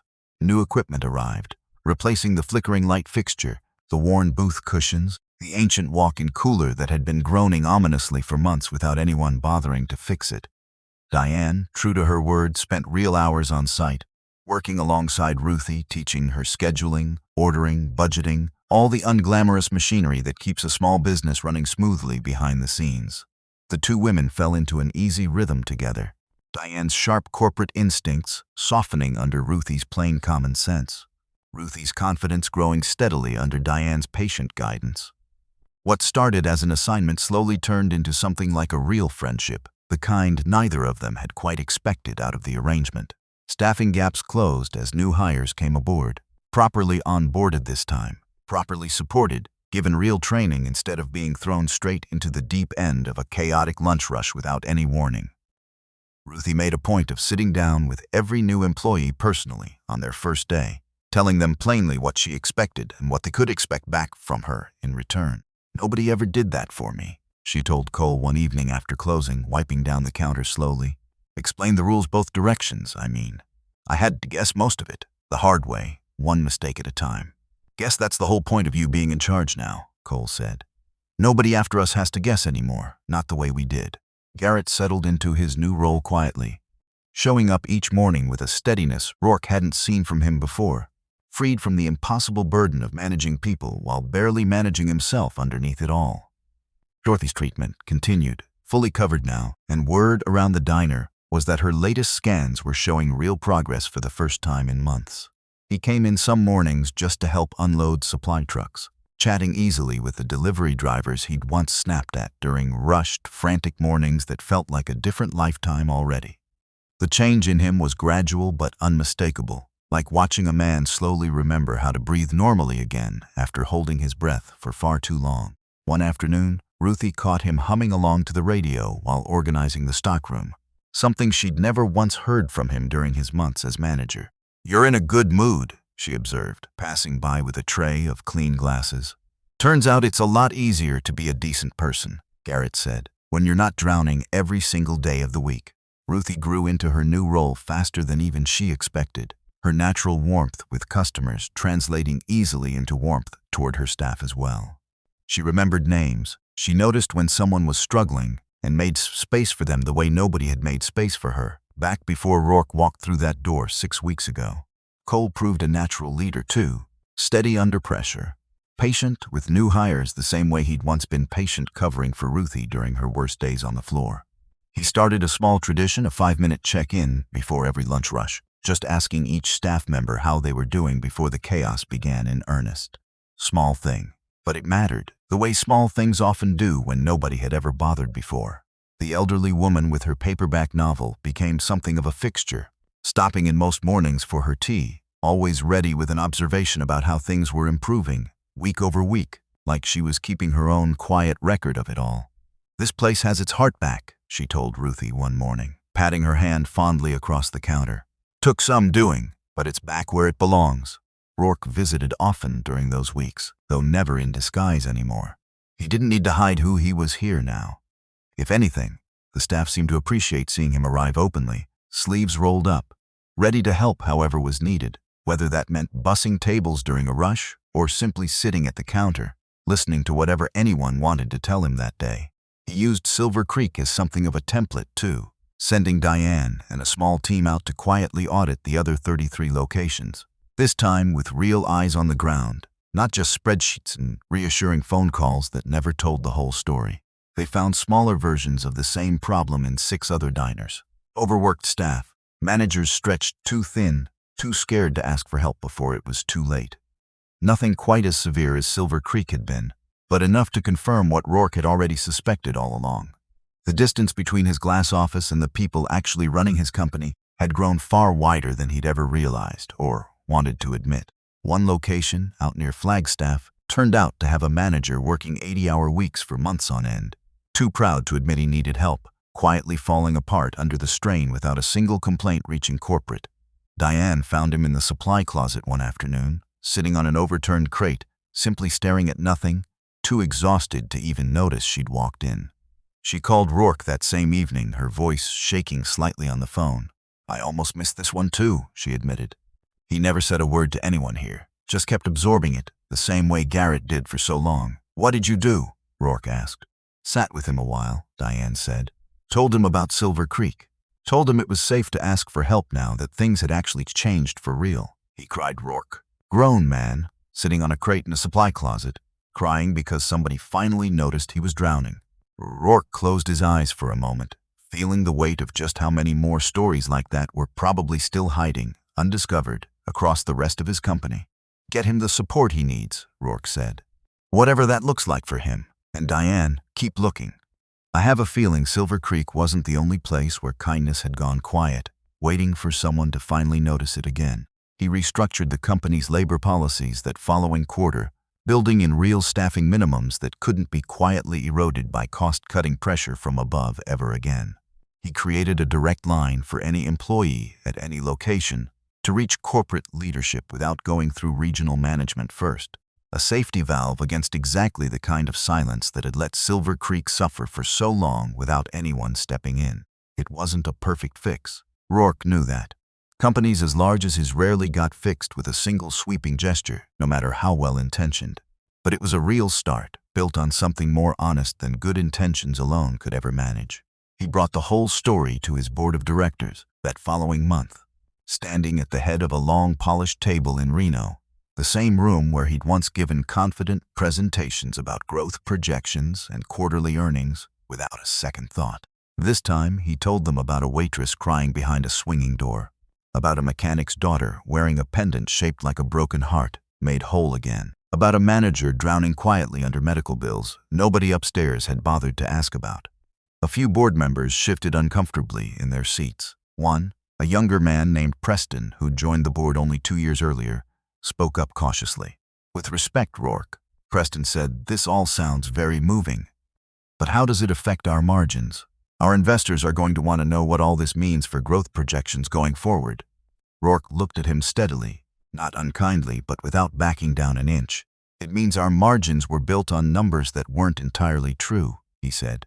"It means somewhere along the way, we started measuring the wrong things. I'd rather grow slower, honestly, than keep growing on the backs of people we're failing to protect properly." The room was quiet for a moment, nobody quite ready to speak first. "I'm not asking permission," Rourke continued. "I'm telling you what's changing, and why it has to.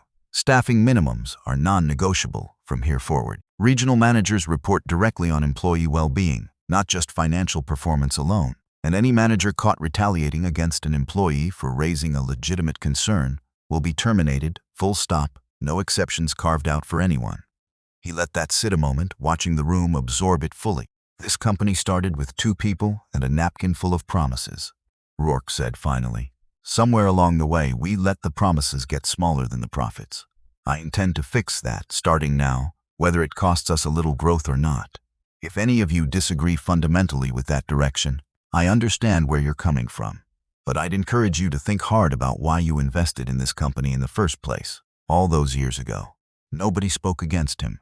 A few, including an older board member named Whitfield who'd known Rourke since the very early days, nodded slowly, something like real approval crossing their weathered faces. Your wife would be proud of this room right now, Whitfield said quietly. After the meeting adjourned, the 2 of them lingering near the door. I remember when she used to sit in on these meetings too. Before the board got so large, she couldn't fit everyone into one conversation anymore. She always asked the same question, every single time, no matter what we were discussing that day.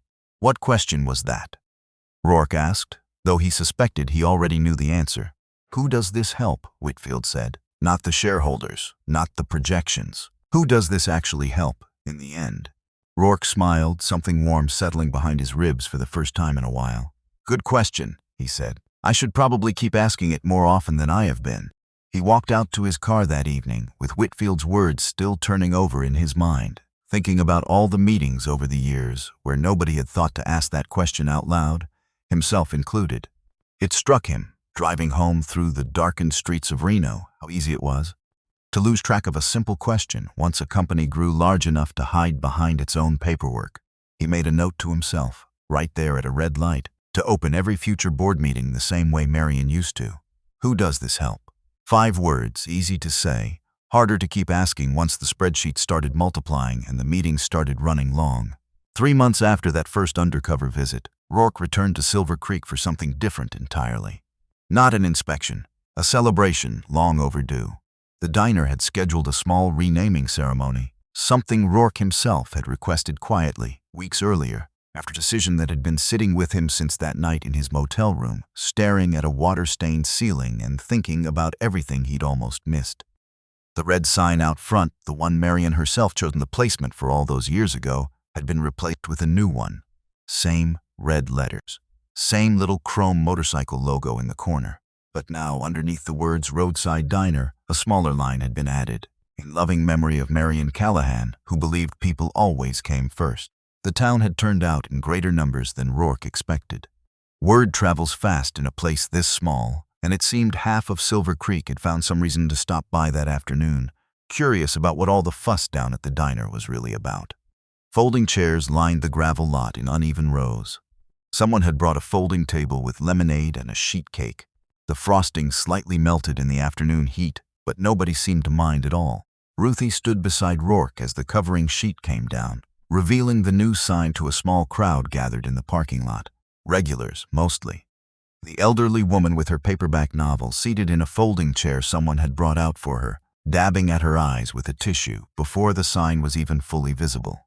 A few of the town's other business owners, curious about what all the fuss was over. Cole, Garrett, and Dorothy, looking thinner than her photographs, but smiling wide despite it, her hand tucked firmly into Garrett's the whole time. Applause broke out as the sign came fully into view.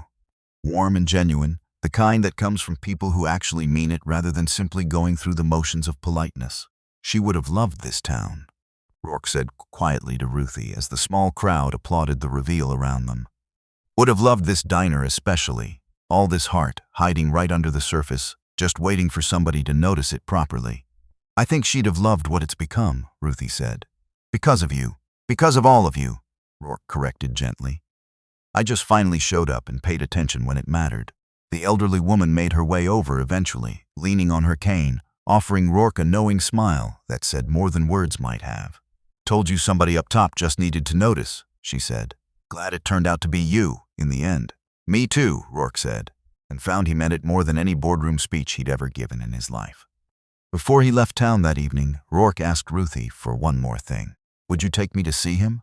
he asked. Your father, if it's not too much to ask of you. Ruthie's expression softened, understanding immediately what he meant without needing further explanation. Of course, it's not far, just outside town. They drove together in Rourke's truck, following a quiet road that wound past scattered ranch houses and open scrubland, until they reached a small cemetery behind an old white chapel, the kind of place easy to miss unless you already knew exactly where to look for it. Walt Boone's headstone sat beneath a lone cottonwood tree, simple and unadorned except for his name, his dates, and a short line underneath that summed up a whole life in a single sentence. He fixed what was broken and asked for nothing in return. Rourke stood there a long moment, hands in his pockets, the evening wind rustling through the leaves overhead in a slow, patient rhythm that seemed to match his own breathing. I never got the chance to thank you properly, he said quietly, more to the headstone than to Ruthie standing beside him. Took me 25 years to find my way back around to it. I'm sorry it took so long to get here. Ruthie reached out and took his hand, gentle and unexpected, the two of them standing together in the fading light without needing to say much more. I think he'd say you got here exactly when you were supposed to, she said softly. Not everything needs to happen fast to matter in the end. Rourke nodded, throat too tight for words for a moment. He crouched down and set something small at the base of the headstone. A folded $20 bill, worn soft with age, the same denomination, more or less, of the money Walt had once refused to accept all those years ago on the side of a Nevada highway. Pay it forward, Rourke murmured. I finally understood what you meant by that, all those years later. They stood there together a while longer, until the sun dipped low enough that the cottonwood's shadow stretched long across the quiet rows of headstones, and then, without needing to say much else, they walked back to the truck together, the debt at last fully paid. Back at the diner, the evening crowd had thinned to just a few stragglers finishing their coffee. Ruthie and Rourke settled back into the same booth by the window, the same one he'd sat in 3 months earlier, a stranger with a rough beard and a hunch he couldn't quite explain to himself yet. Ruthie brought him coffee without being asked, sliding into the seat across from him for a rare moment of rest. Can I ask you something? She said. Of course. Do you think my dad knew? Somehow, that helping a stranger on the side of the road would end up circling back around like this, all these years later. Rourke considered the question seriously, turning his coffee cup slowly between his hands. I don't think he could have known the specifics, he said finally. But I think he understood something simpler than that. That kindness doesn't really disappear once you give it away. It just goes quiet for a while, sometimes for years, waiting for the right moment to come back around to someone who needs it. Ruthie smiled, small and genuine, the same smile Rourke remembered from that very first day, when he'd told her she was doing great and watched surprise flicker across her tired face. I think you're right, she said. She was quiet a moment, watching the last of the afternoon light slant through the window, dust motes drifting lazy in the beam between them. What happens now? She asked. For you? I mean, do you just move on to the next diner, the next town? Something like that, Rourke admitted, though maybe a little less undercover next time. Diane tells me the beard didn't fool anyone at corporate half as well as I thought it did at the time. Ruthie laughed. It fooled us. You had less reason to be suspicious than corporate did, Rourke said, smiling. Though I suspect you were onto me sooner than you let on at the time. Maybe a little, Ruthie admitted. The pendant gave you away, you know. The way you looked at it that first day. Like you'd seen a ghost standing right in front of you. Something like a ghost, Rourke agreed. A good one, though. The very best kind there is. Outside, the Nevada sky stretched wide and orange toward evening. The same sky that had carried Rourke home on his motorcycle 3 months earlier, mind racing with everything he'd just learned in a single afternoon. He thought about how far this small diner had traveled since that first visit, from exhausted silence to genuine warmth. From a manager drowning quietly in fear to a man finally breathing steady again, his wife's treatment secured, his temper cooled by relief instead of desperation. From a regional manager terrified into silence to one learning slowly that honesty was always safer than a polished lie in the long run. And from a billionaire who drifted too far from the front lines of his own company, back to a man who remembered, once again, exactly why he'd built it in the first place. All those years ago, with nothing but a dream and a napkin. He thought, too, about all the small kindnesses that had made this outcome possible, the kind that rarely get written down anywhere or remembered by history books. A mechanic who fixed a stranger's transmission for free, a woman who wore her father's memory around her neck every single day, without ever quite realizing what it would eventually bring back to her. A young cook who spoke up when it would have been easier to stay silent and safe. An old woman with a paperback novel who noticed things nobody else seemed to be looking for. None of them would ever end up on a magazine cover. None of them would ever be interviewed about building an empire from nothing. But every single one of them had built something too, in their own quiet way. Something that mattered just as much, maybe more, than 34 diners spread across 11 states ever could on their own. Rourke finished his coffee, left cash in the black folder the way he always did now, no longer needing to hide behind a fake name to leave a fair tip for good work. He stepped outside into the golden evening light, glancing back once at the new sign glowing warm above the door. In loving memory of Marion Callahan, who believed people always came first. He climbed onto his motorcycle, kicked the engine to life, and pulled out onto the highway, already thinking ahead to the next diner on his list, the next town, the next set of tired, overlooked people waiting quietly for somebody to finally notice them the way he'd been noticed once, a lifetime ago, outside a gas station near Barstow, because that was the real inheritance Marion had left him. Not 34 diners, not a fortune built from grease and early mornings and stubborn hope. Just one simple rule, still true after all these years. People always come first, and Rourke Callahan intended to spend whatever years he had left making sure that rule never got lost again. One diner, one waitress, one exhausted manager at a time.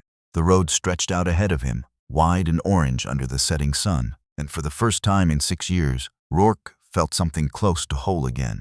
Not finished, not healed all the way through, but moving in the right direction at last with somewhere real to go.